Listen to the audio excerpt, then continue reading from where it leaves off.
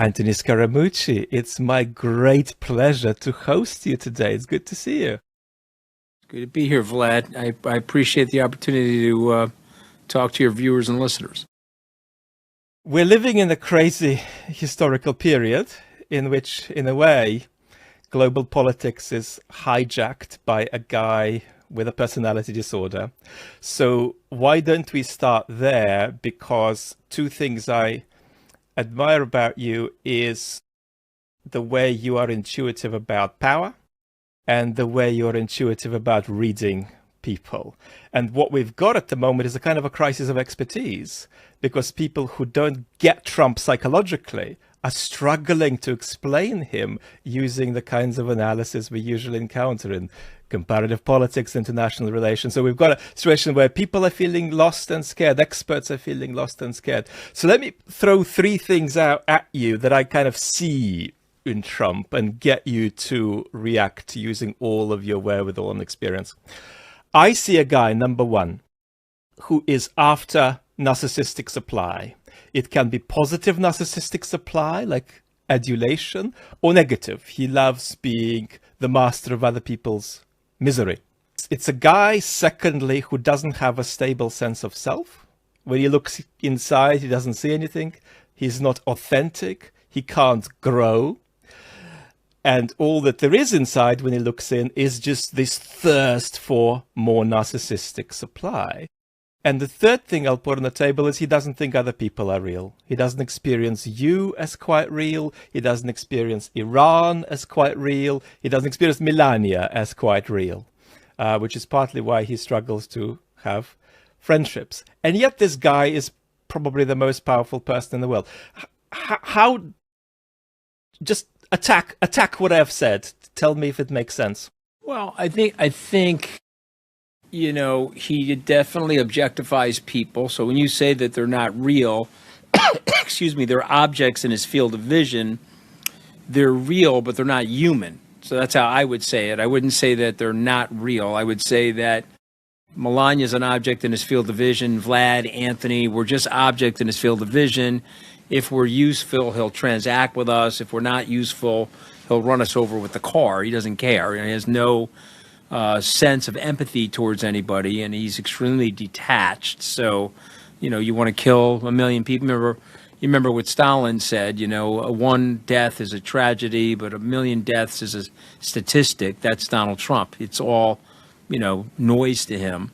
But I think the other thing you're talking about with supply, negative and positive attention, he thrives on both, but he really wants positive attention more than negative attention. And I've had more than one personal conversation with him about this, where people say, and I quote, I like all good press, all press is good press, could be negative or positive. Trust me, he really likes positive press. So much so that he would be, if what we were saying that he likes good and bad, that he wouldn't be going after Jimmy Kimmel and Bill Maher and Stephen Colbert with the vengeance that he goes after them. And so he wants to silence them and he wants to try to control them. So, but I think the key thing for your viewers and listeners with Donald Trump is the perception of incompetence, but he's not really incompetent. Okay, so I'm gonna disagree a little bit because I've done a little bit of homework on you and listened to some of your work. He's incompetent in terms of being a true Stalin, Putin-like dictator, and he's lazy and he can't finish things because he has attention deficit, and he has surrounded himself with less than competent loyalists. All of that I agree with, but there is a competence to his political instincts. There is a competence to understanding the culture war in the United States, and there is a competence to understanding his personal goal. And so let me just tell you what his personal goal is. Goal number one is I want to make money, billions. And goal number two is I want all eyes on me. I seek attention and I seek money. And if you see everything through that narrow prism in Donald Trump's mind, you'll understand everything he's doing and you understand why he's doing it. And if you don't think knocking the Epstein files off the front pages of the New York Times, et cetera, wasn't part of the goal of this war, then you don't really understand Donald Trump. And I think it's undeniable, exactly as you say, Anthony, that he has a kind of genius for tapping into the American unconscious. And he's this very strange combination of unbelievable talent and intelligence, and then complete moronic incapacity in other dimensions. And I think you're absolutely right to press that, to press both. But here's what I want to throw out at you, because one of the terms I've used recently is a term called narcissistic submission, which is something like what happens with Trump when he encounters Putin, to a degree when he encounters Netanyahu. What do you think about that? How does that work for you? To me, it looks like he is elevating these people whom he objectifies and doesn't see for all that they are. He elevates them into a kind of fantasy society that he himself creates, then joins that society himself, and then bathes in the glow that their elevated versions sort of irradiate, and gets off on that. And therefore he ends up, funnily enough, wanting to not just dominate, but also being ready to submit to these specially selected people he elevates. How does that work? How do you see that? I think that you're onto something, and I appreciate your detailed view, and I appreciate the way you're drilling down on him. But I'm going to try to give you this perspective as somebody that worked with him for a full year, did 71 campaign stops with him. Yes, I got fired infamously after 11 days, but I was on the plane with him. I was writing speeches. I was providing media advocacy. I was raising money. I was doing a whole host of different things where I was right in his wheelhouse, right in his gearbox. And I would tell you that he is way more complex than that.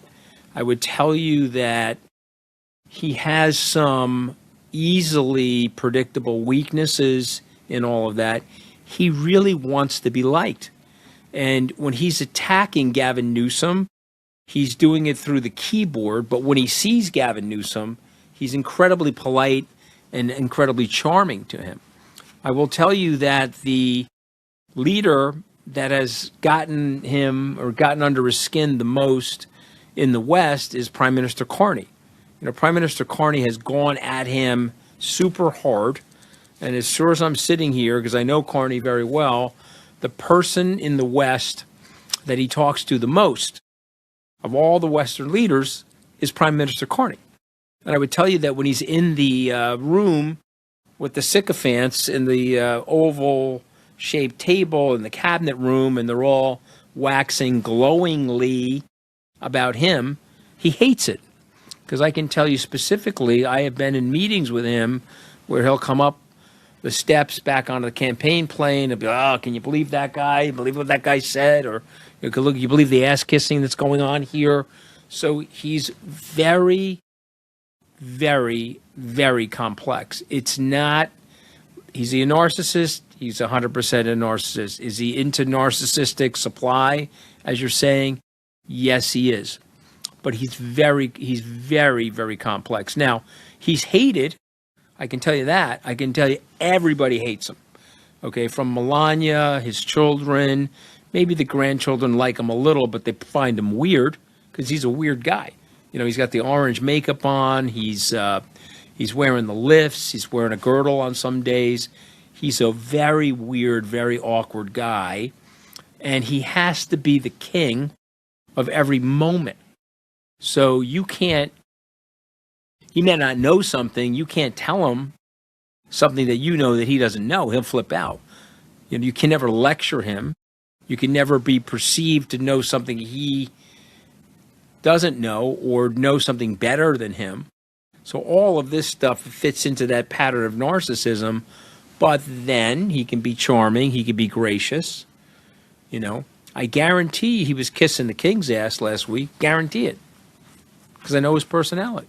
He's in awe of the structure of the monarchy, and he's in awe of the 1,000 years of service of monarchical kings and queens in the UK, and also he's got the tie to Scotland through his mother, who was a Scottish immigrant. So I don't know. I hope that's helpful. It's really helpful, but what do you say as a little sort of elevator pitch to leaders, European leaders, who are scared to stand up to him at all? Because what you're actually saying to me is that he doesn't derive any narcissistic supply from people who completely fail to stand up to him. There is a combination of adulation, but also some kind of friction. Do you think European leaders are too passive in the way they approach him, too precautionary, and they end up in a weaker position as a result of that? 100%. And I would say that Republican congressmen are too passive. Okay. And so let me just give you the examples. Tom Tillis is leaving the Congress.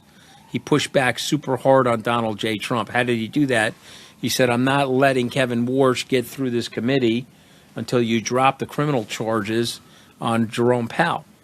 And he held firm on that. And guess what happened? The criminal charges, the lawfare, this ridiculous, stupid charge on Jerome Powell had to get dropped before they would move forward. And so that shows a bully. You're standing up to the bully, and the bully has to back down. And so he could have, the Germans, French, etc., they got together and said, okay, let's appease him. The best way to do this is to be sycophants and fawn all over him. That's not the way to do it. The way to do it is, okay, listen, we're going to go forward without you. Oh, you're threatening to take your bases out of here? Let me tell you something. You're telling us that we're freeloaders? We're not freeloaders. We spend billions of dollars servicing those bases. You know it and I know it. By the way, the American economic empire is over if you pull those bases out, because you need those bases, given the geopolitical footprint of America, to prosecute American economic hegemony and to keep the petrodollar and the U.S. dollar at its supreme status as the reserve currency of the United States. So go ahead, pull the bases out, asshole. You see, that's how they should talk to him. But they don't. They kowtow to him. Stormer's trying to talk to him like that a little bit now. You know what I mean? They're just they're unwilling. Like if you look at Mertz and Tusk and Maloney, the Nordic guys, they're just unwilling to see the threat as clearly as somebody like Carney sees it. Carney knows if the Americans take their military and they cross the border into Canada, they're going to, for a period of time, control Canada. There'll be resistance in Canada trying to kill American troops, but they'll definitely overwhelm the Canadian military. Carney knows that, okay? But Carney also knows that he has to position himself as an adversary to Trump, because his people are super pissed at the way Trump goes at the country. And so I would imagine you're living in the UK. I get back and forth to the UK a lot because of my podcast. I would say 85% of the people in the UK hate his guts. Okay, even guys like Nigel Farage have had to distance himself because Trump in January was shitting all over British infantrymen that were fighting alongside of Americans in NATO, so much so that they had to get Trump to walk back his statements by putting out more praiseworthy tweets on Truth Social related to British troops. So to me, he's not being handled well by the European leaders. They should pick up the phone and they should call Mark Carney and get some life advice from Mark Carney in terms of how to handle him. And pushing back on him is the best way to handle him. But I think you're onto something, and I do respect you and I do listen to you. And what you're on to is the transactional nature of Trump. He's not a Xi. He's not a Putin. He's not a Stalin. He doesn't have the patience or the time or the energy to build the true infrastructure of dictatorship or the true infrastructure of authoritarianism. And also, he's up against a system that's worked for 250 years. Is going to try to block him from doing that, right? And so for those reasons, I think he's going to blow up, and I think he will, by the end of 2028, become very irrelevant. He will have made billions of dollars. And Vlad, let me tell you what he's going to do. He's going to pardon himself. He'll be the first president in U.S. history to pardon himself. He'll pardon every single one of his family members. He'll pardon everybody that's been in his cohort doing all the insider trading and the meme coin activity and the crypto nonsense and the corruption in terms of accepting planes that he doesn't deserve, all this stuff. And so they won't be able to lay a finger on him. Now, if he, God forbid, if he drops dead, I'm not wishing this on him, it'll be hard on his family. If he drops dead and Vance takes the job, and then let's say Vance eventually gets ousted from the job, the family members are going to be in trouble because you can't have this high level of multi-billion-dollar corruption. Okay, now you can do it if the president, which I predict he will, pardons everybody and pardons himself. So I think you have to see it from that perspective, and I think you have to see it with all that complexity, you know? One of the things that I think is very tempting for people to think is that when Trumpism collapses, the authoritarian threat will collapse. And it's very important for us to be clear that that's not the case, that we might face more hard-nosed and disciplined authoritarians in the 2030s. And I think one of the things the European leaders are struggling with is not just the technique of how to approach Trump, but how to strategically respond to him as a historical phenomena. Because the tendency is to think that he's an aberration and you wait it out, and then fingers crossed there can be some kind of partial renormalization, which to a degree I think is what we ended up doing with Ukraine as well. We ended up supporting Ukraine, praying that we'll somehow get back to pre-2022. Whereas in fact, it's not true that Putin simply broke the global order when he invaded Ukraine full scale. He invaded it because the global order was already breaking. And so there is this very problematic situation whereby people are thinking that a kind of passive avoidance of rocking the boat is the best way to survive this. And what you have said in the different points you've made with me now is that this is a mistake and that you've got to be proactive and that you've got to start building up a strategy, even if you don't have one, by taking action and taking clear positions, even if they need to be adjusted later. So why don't 100%. we turn to kind of how you see where this is coming from in historical terms, because Trump is there not just by accident. One of the things that I feel very strongly at a kind of emotional level about voters out there in the United States, in Britain too, is that people are feeling four kinds of distrust, and the fourth is the one that scares me the most. People are sort of feeling unsafe. They don't trust their institutions to do well for them. People are feeling betrayed. People are feeling powerless. Like there is nothing you can do to inflect where the political process is going. And then there was this globalization story and I never got asked about it, and it left me behind, and it's even left my state behind. The state seems to be floating on some kind of, currents of the wash of the international economy. And then on top of these three, there's the fourth one, which really is a deep concern. And that's when people begin to find politics opaque.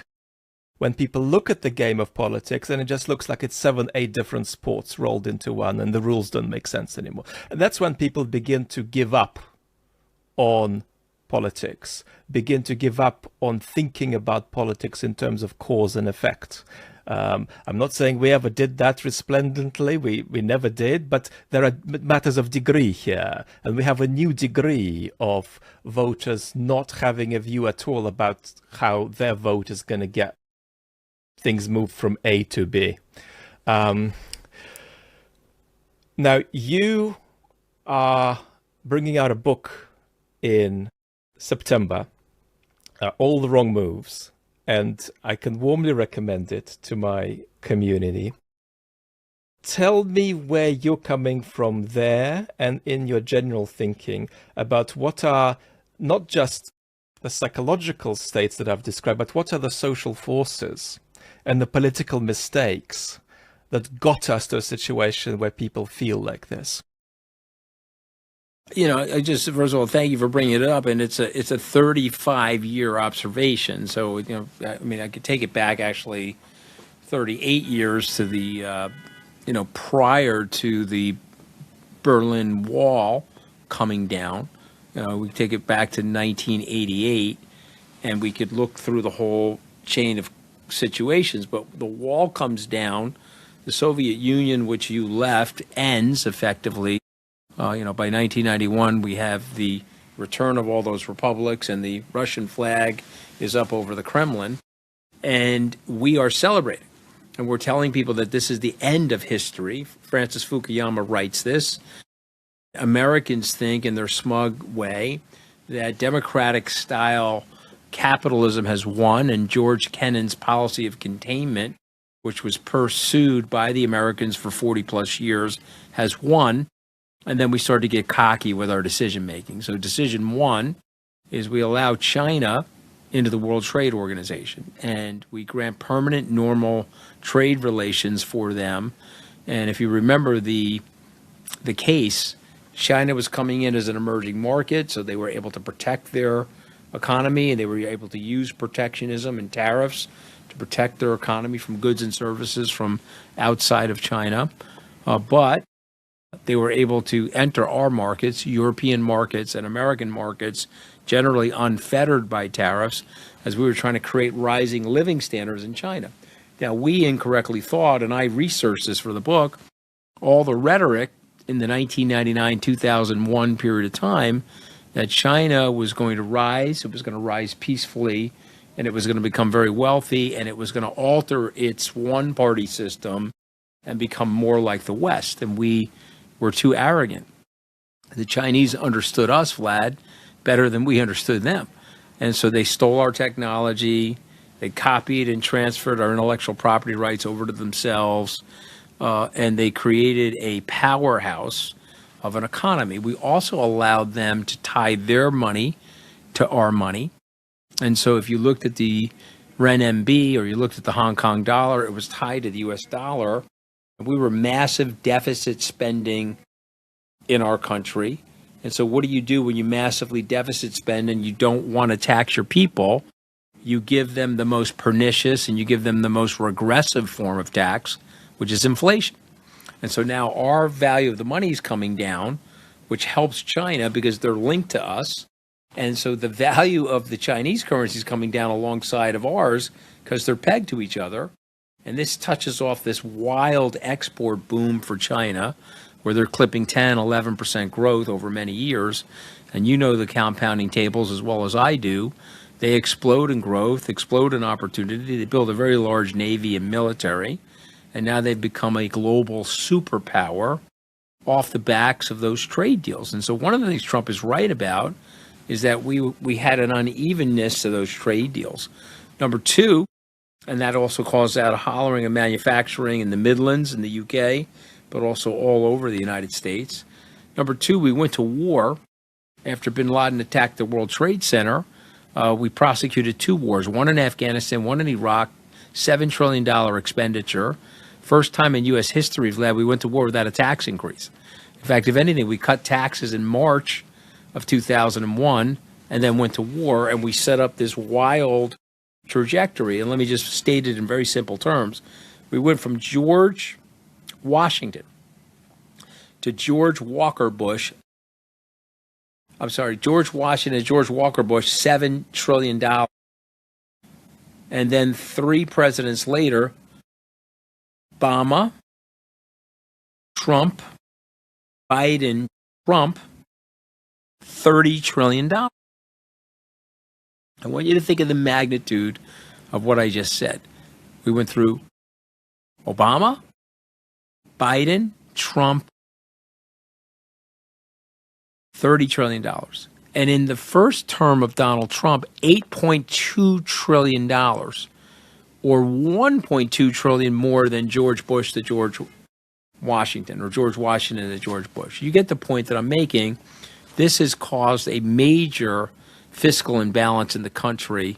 And then last but not least, when we blew up the financial system, we sent money to the banks, Vlad. We didn't send money to anybody else. So all the fat cats got rich, and all the fat cats got their jobs protected. But the man on the street got very little, and that manifested itself into Occupy Wall Street, and it manifested itself into things like the Tea Party. And it's almost like those two guys got together, had a baby, and the baby's name was MAGA. And it's important for your viewers and listeners to understand that in the United States, we have always had isolationism, American nativism, and forms of racism. And the good news for the United States up until now, we've always been able to keep that faction, that political faction at bay. They've been in the minority. You know, H.W. Brands, the Texas University historian, wrote a book a few years ago called America First. And it was really about the first America First movement, which was Charles Lindbergh and Huey Long and Father Coughlin. These guys were trying to start a Nazi party in the 1930s. And they were chanting America First, anti-foreigners, you know, xenophobic behavior, nativism, etc. But thank God for Franklin Roosevelt. Franklin Roosevelt put down that sort of movement. And guess what happened? Those three things that I just mentioned made the very large group of middle-class white Americans poorer. They felt left out of the system. They felt angry. And they have used Donald Trump now in 3 elections as the avatar of their anger. And so he sits there with a very small base, 30+%, maybe 34%. But he's made it to the presidency twice in the last 3 presidential elections. Some of it is the poor performance of the Democrats, but a lot of it is the culture war going on in the United States. It's anti-woke, it's nativist. You're experiencing it with the Reform Party, which used to be called UKIP, same sort of nonsense. And it's very, very dangerous. And I think people like me, if we don't speak out about it and we don't try to form a coalition to try to weaken it, I think it'll portend a really bad outcome for the United States. You know, you did a couple of things there that a lot of resistance liberals struggle to do. You put on the table the box that you were filling out with socioeconomic forces that got us here. And it's very important that we can't explain where we are at all without that box. We can sometimes disagree about emphases in that box. We can disagree about how many items there are in it. We can talk about various cultural trends. We can talk about the way the social media is changing our world. But if there is such a box, what it means is that the Trump vote is not just about disinformation and ignorance and some kind of moral insufficiency. It's actually about agency. And it's about people 100%. I think that's one of your most brilliant insights, Vlad. It is about agency. One of your most brilliant insights. And so there's a liberatory credential there. And it's very important that we admit it. And we are better at admitting it, but we are still bad. If we look at the way we all talk to each other and the sort of anti-Trump folks who are centrist, center-right, center-left, whatever, the tendency is to emphasize the disinformation first, rather than think that disinformation is often first, but is more often than not downstream from a crisis of trust that's caused by the social forces you outlined. And unless we begin to understand that, we're not going to be reacting to the historical moment. We're just going to be sitting here and reacting to whatever happens on a particular Tuesday without a 100%. Coherent approach. Do you think, just to push it the other way, there's also a destructive element in the way some folks vote for reform in the UK, Trump, the AfD in Germany? And how does that look like? I mean, do you think there's a degree of even loathing of Trump among people who vote for him, and even self-loathing, loathing of oneself for voting Trump, feeling really unclean and dirty, but thinking that still it's a good sort of orange monster wrecking thing to throw at the political system? Yeah, I mean, you've once again identified it. So this is where I think you are spot on. I agree with your thesis on the narcissism, but I tried to flesh out aspects of it based on my face-to-face interaction. In this category that you're describing, I think you're absolutely spot on, because here's what happens. If the system is not working for me, burn down the system, blow up the system. Who could blow up the system? Who could wreak havoc on elites? Who could wreak havoc on the media? Who could wreak havoc on Wall Street? Who could get everybody upset? That's Donald Trump. Is he an orange wrecking ball? Yes. Is he going to blow up the system? Yes, he is. Is he going to hurt you as a result of blowing up the system? You know what? He's going to hurt me. But I don't care. I don't care he's going to hurt me, because he's going to hurt the elites. They have more to lose than me. My life is miserable. The United States took working class people that were once economically aspirational, and we made them economically desperational. Okay, we did that in 35 years by not focusing on their needs as a society. And so, you know what? I'm going to go from $83,000 a year to zero, but the billionaire is also going to zero alongside of me. Blow that MFer up. Blow him up. Okay, and I can hate Trump, but love the fact that he's going to wreak this havoc, right? And, Bono, the U2 singer, he spoke in Davos a few years ago. It was one of the best lines. You probably heard it, but he said, he was growing up. He said, in America, if you see the big house, you're like, hey, man, I can live in that house. Someday, like me, I grew up in a blue-collar family, but I'm going to get some money and I'm going to buy the big house. Bono said, well, he was in Ireland and he saw the big house. They didn't think they were going to get ahead. So he's like, let's go and burn the house down. Let's go blow it up. And that is, Vlad, what you're describing. And Trump represents the match. He represents the gasoline, the Duraflame log, and it's bad. And by the way, the best thing Trump has going for him are the Democrats and the oppositional Republicans, both of which are clueless on how to handle him. And in the Democrats' case, they're fighting with themselves, who could be more woke and this sort of thing and the other. And Trump is laughing at them while he's beating their asses in. And Trump is brilliant in so many ways, but he was eminently beatable in 2020, and he was eminently beatable in 2024, and in 2016. Yeah. All that needed to happen was there needed to be some kind of a national project put up against him based on the values of public good, solidarity, patriotism. 100%. And if we got to 4 out of 10 on that, that may have been enough.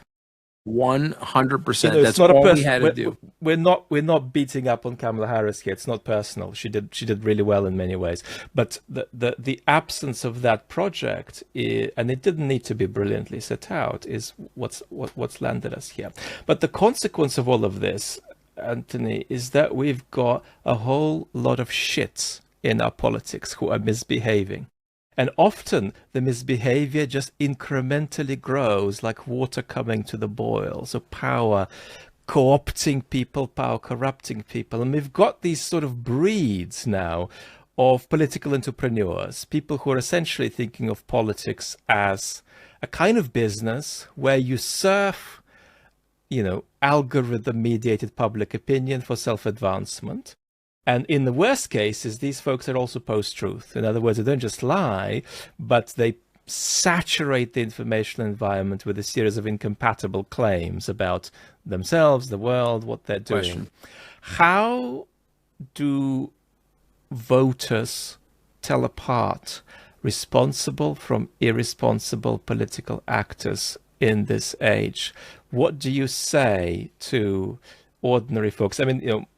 My audience is probably, I'm 45. My audience is a little older than me. It's mostly North American and North European, quite Scandinavian. In some of these countries, the democracies are quite stable. In other countries, they're really floundering. What do we tell them? What do we tell them to look out for in political figures before they gain power, after they gain power. This is something that your instincts are incredibly strong on. So I can't imagine there'd be a better person in the world So to ask that question this is a great question, and this is right in my wheelhouse. And so I'm going to say something to you that I think you're going to get, and this is the genesis of your success in your media campaign and in the programming that you're doing. People that are younger than me, and you're 17 years younger than me, I'm 62. So the people that are younger than me want authenticity. They're starving for veracity. They're starving for depackaged political activity. And so I predict that the politicians that are going to win in these democracies going forward are going to use your platform, their own platform on places like YouTube or other forms of social media. They're going to be outside of the mechanisms of the corporate media. And Trump used this in social media in 2016. We'll call that the Twitter campaign. He used it again in 2024, where I think this was a podcast election. Yeah. Okay. Yeah. You know, you're shaking your head and you're agreeing with me because Joe Rogan, he got 300 million views going on Rogan. The vice president, she didn't want to go on, you know, and that really cost her. And so what's happening now, and this is the most difficult thing for the United States, we need to find somebody that's entertaining because the American people want to be entertained by their politicians. Trump has turned it into a reality circus-like show. And so the people want to be entertained. It makes it more of a popularity contest than it does a hiring decision. We hired Eisenhower. Okay, we're picking and voting for a popular or an entertainer now. We're not looking at the resume like you and I are the members of a board and we're going to pick a CEO to run the country. We're not doing that anymore.